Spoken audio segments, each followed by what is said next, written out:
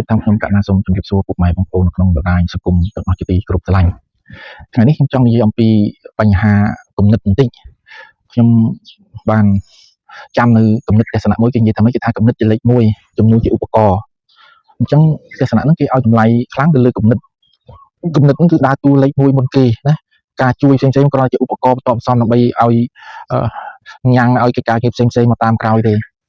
ប៉ុន្តែបើយើងងាកមកមើលទស្សនវិជ្ជានៅក្នុងសង្គមរបស់យើងកន្លងមកសង្គមរបស់យើងច្រើនតែមើលងាយគំនិតមិនឲ្យតម្លៃលើគំនិតទេតែគំនិតនឹងវាបានការអីគំនិតនឹងវាគ្មានអីសំខាន់ជាងដុំបាយជាងបច្ច័យ4នេះណាគាត់និយាយអញ្ចឹងណាបងប្អូនជាការយល់ច្រឡំអីណាគំនិតនេះសំខាន់ណាដើរតួនៅក្នុងការរកដុំបាយរបស់បងប្អូនបានបាយឆ្ងាញ់ហូបបានម្ហូបអាហារឆ្ងាញ់ហូបដោយសារគំនិតណាបើបងប្អូនមើលងាយគំនិតបងប្អូនគិតខ្លីប្រហែលកតុយម្ដៅអាហ្នឹងផលបានមកក៏របៀបខ្លីយ៉ាងវិញដែរអញ្ចឹងគំនិតនេះมันអាចមាក់ងាយมันអាចមើលស្រាលបានទេណាគ្រប់បែបយ៉ាងទាំងអស់បណ្ឌិតប្រាជ្ញទាំងអស់គឺសុទ្ធតែគាត់មានគំនិតវែងឆ្ងាយហ្នឹងហើយណាមានដឹកនាំអីវាសុទ្ធតែគាត់ជាអ្នកមានគំនិតមានទស្សនៈវែងឆ្ងាយហ្នឹងបានអាចដឹកនាំប្រទេសដឹកនាំនគររីកចម្រើនខ្លាំងក្លាទៅបានបើយើងមើលងាយគំនិតមិនបានណាគំនិតមិនធម្មតាទេពុកម៉ែបងប្អូនណាអញ្ចឹងយើងគួរតែបដូរទស្សនៈអំពីការមើលងាយគំនិតហ្នឹងទៅហើយគំនិតខ្លះណាសូម្បីតែអ្នកប្រាជ្ញចិនសម័យបុរាណខុងជឺ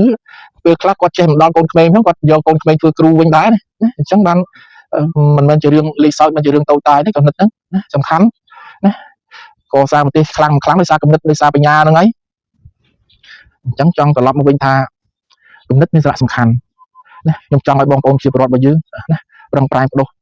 ផ្នត់គំនិតណាលើកដំកើងគំនិតទស្សនៈផ្សេងបងប្អូនជនរួមជាតិរបស់យើងដែលលោកមានគំនិតទស្សនៈបញ្ចេញមកអីយើងគួរគ្រប់គ្រងកន្លែងណាចំណុចផ្លូវចំណុចល្អយើងគ្រប់គ្រងគ្នាទៅជាការរួមចំណែកមួយទៅក្នុងការកសាងសង្គមជាតិឲ្យខ្លាំងក្លាណាពីព្រោះបញ្ហាកម្ពុជារបស់យើងវាមិនមែនជាបញ្ហាថ្មីទេវាជាបញ្ហាស្មុគស្មាញចាក់អណ្ដាញរាប់សតវត្សមកហើយរាប់រយឆ្នាំមកហើយណាបន្ទុកនេះជាបន្ទុកធ្ងន់ធ្ងរណាស់មិនមែនជាបន្ទុកស្រាលនោះទេដូច្នេះបើយើងរកមិនឃើញពីចំណុចសំខាន់ធំដើម្បីដោះបញ្ហានឹងទេគឺថាបញ្ហាកម្ពុជារបស់យើងដោះរាប់សិបឆ្នាំ100ឆ្នាំទៅទៀតក៏ដោះមិនចេញដែរផ្ទុយទៅវិញកាន់តែរ៉ាំរ៉ៃខាតបង់ពេលវេលាខាតបង់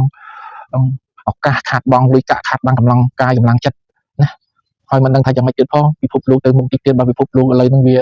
រញ៉េរញ៉ៃបដាកម្រិតនេះហើយនោះមិនដឹងថាសម្រាប់ក្នុងពិភពលោកទៅមុខទីទៀតហ្នឹងនិយាយយ៉ាងម៉េចហើយក្នុងនាមយើងជាប្រទេសតូចសេដ្ឋកិច្ចនៅទាបអញ្ចឹងណាតែយើងអាចទប់ទល់សភាពការនេះបានកម្រិតណាក៏មិនដឹងដែរណាបងប្អូនណាពិភពលោករាល់ថ្ងៃបើសិនជាយើងនៅមានលុយអាចទិញអាវុធទិញអីយកមកការពារទឹកដីបានណានៅពិភពលោកទីទៀតមានលុយហើយក៏មិនអាចទិញអាវុធយកមកការពារទឹកដីបានទៀតណាអាហ្នឹងសិតតែជាគំនិតដែលយើងគិតណាពុកម៉ែបងប្អូនមិនមែននៅសុក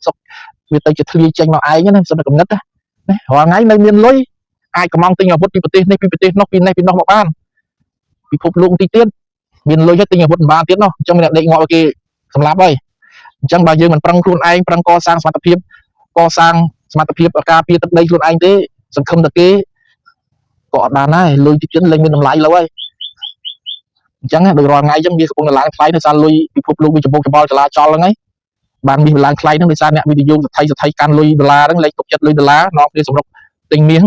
ទិញប្រាក់ទិញផ្លាទីនទុកអញ្ចឹងបានមានឡើងថ្លៃនោះអញ្ចឹងមិនចង់វែងនេះទៀតទេពុកម៉ែបងប្អូនណាសូមតែប៉ុណ្្នឹងចាស់សូមអរគុណ